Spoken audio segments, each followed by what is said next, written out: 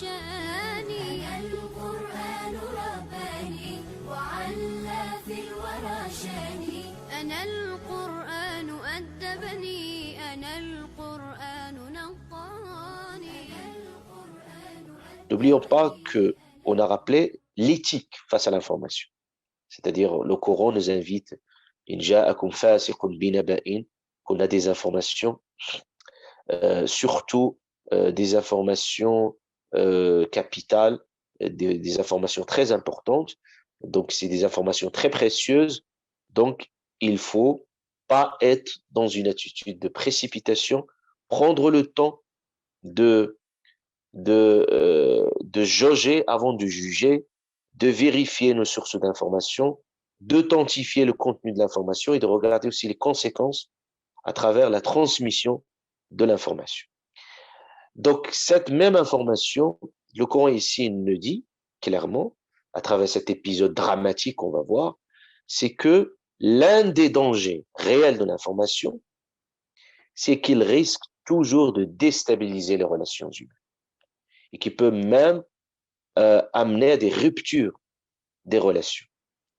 Et vous voyez que toutes les relations humaines sont parfois détruites sur la base des informations qui nous parviennent. Parfois, on ne prend pas le temps de les authentifier, de les vérifier, et on les prend comme des vérités, et on base notre jugement et parfois nos décisions à la base de ces informations, et parfois on risque de détruire, de déstabiliser. Combien de familles sont déstabilisées à cause de ces fausses informations, à cause des rumeurs?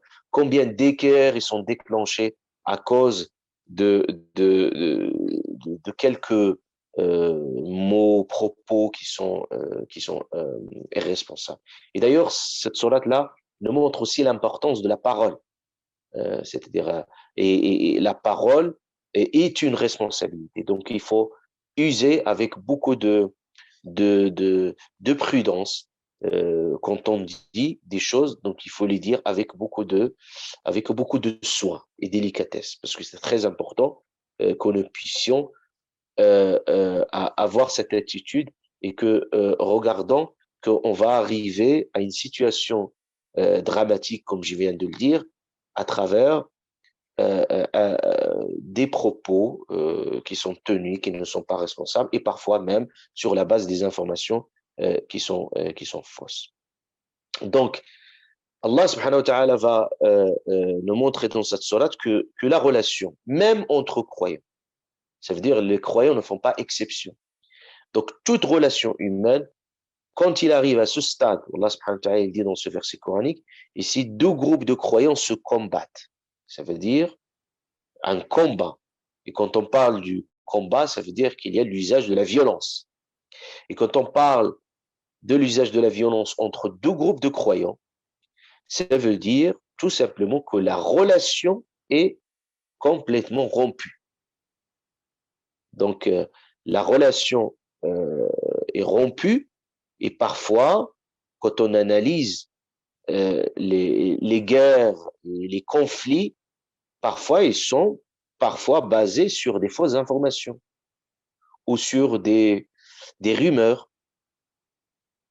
Et même à travers l'histoire, on voit toutes les guerres sont déclenchées avec un mot.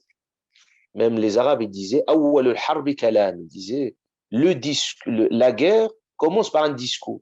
D'ailleurs, c'est comme on prépare déjà psychologiquement à travers une propagande à chaque gré, il y a une propagande, il y a des informations qui sont véhiculées. C'est comme on prépare déjà les gens à une telle guerre. Donc, c'est pour ça qu'il faut faire très attention aux discours qui sont tenus.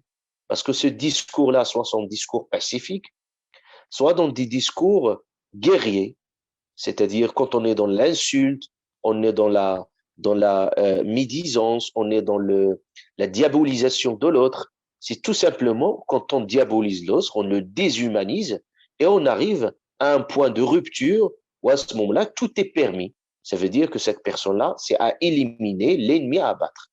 Donc, parfois, certains construisent un discours de xénophobie, un discours aussi de haine envers l'autre. Et ce discours-là, il il peut amener vers des guerres qui peuvent même parfois des guerres civiles, qui peuvent être des guerres entre des groupes qui sont ethniques ou culturels.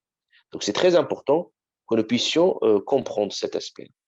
Rien que dans l'histoire moderne, prenez l'exemple de l'histoire moderne et de la guerre, et vous allez voir que des guerres, par exemple, on ne va pas aller plus loin, juste par exemple l'Irak comme un pays souverain, il y avait une guerre qui était déclenchée sur la base de fausses informations et de rumeurs. On dit que ce pays, il possède l'arme de destruction massive et on a détruit tout un pays et ces informations se sont avérées fausses, mais après, tout a été détruit. Des millions de gens qui sont tués et des gens qui sont un pays qui a été complètement ravagé par la guerre et la violence. Et vous prenez tous les exemples à travers l'histoire, vous voyez que l'information est très, très importante. Donc ici, le Coran nous parle ici d'une fracture. Toutes les sociétés, quelles que soient les sociétés, ne sont pas tous humanisés. Je dis, c'est pour ça très important que l'éducation doit humaniser les gens. Parce que quand on n'a pas une éducation solide et qui est basée sur des principes solides, alors tout peut basculer au jour au lendemain.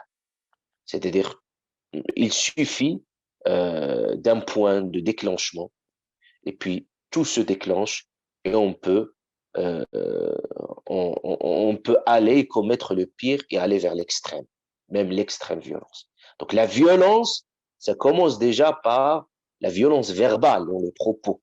Ça, Allah subhanahu wa ta'ala toujours, il nous dit dans le Coran al-Karim qu'il faut toujours tenir des propos وَقُولُوا لِلنَّاسِ حُسْنًا, c'est-à-dire même dans notre façon de nous exprimer et de parler aux autres, il faut toujours faire attention pour qu'il n'y ait pas de violence, la vulgarité dans les propos. Donc ça, c'est quelque chose d'essentiel. Et le Coran, ici, il parle d'une fracture.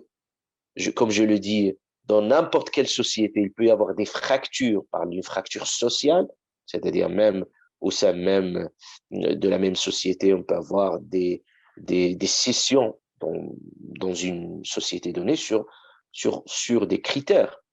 Il peut y avoir des critères culturels, des critères ethniques, des critères confessionnels, des critères sociaux. Donc une société peut être fracturée sur la base de plusieurs paramètres. Ça dépend comment cette société s'est construite. Donc ça, on l'a vu, et on a vu beaucoup de guerres et beaucoup aussi de conflits qui sont liés et parfois des gens qui nourrissent avec un certain nombre de discours ces fractures entre les groupes. Parfois, on parle de la lutte des classes, ça veut dire entre les riches et les pauvres. C'est qu'il y a une fracture dans une société donnée. Parfois, entre les hommes et les femmes, avec certains discours et des propos qui fracturent ces relations. Parfois, entre des groupes ethniques, avec des propos xénophobes, etc., le rejet de l'autre, entre le citadin et l'étranger.